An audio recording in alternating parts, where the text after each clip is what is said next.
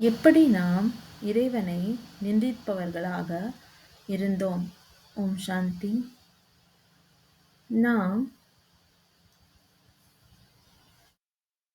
இறைவனை அனைத்து உயிர்களிலும் பார்த்தோம். அதாவது இறைவன் சர்வ வியாபி என்று கூறிவிட்டோம். ஆகையால் அவரை நாம் நிந்திப்பவராக ஆகிவிட்டோம். மிருகங்கள் எவ்வளவு துடுக்குத்தனமாக இருக்கின்றன.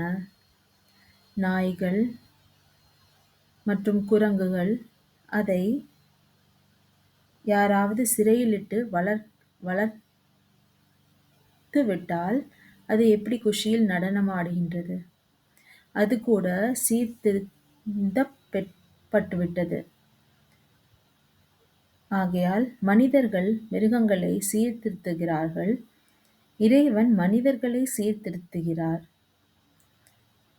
ஆகையால் ஆனால் இப்பொழுது நாம் மிருகங்களை விடவும் கீழான செயல்களை செய்து கொண்டிருக்கின்றோம். இறைவனை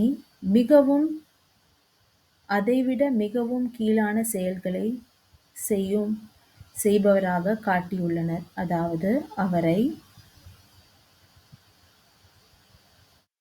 பன்றியிலும்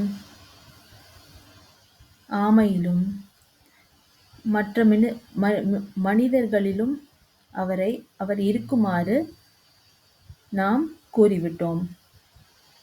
ஆகையால் எவ்வளவு தாழ்த்தப்படுகிறார். ஓம் சாந்தி.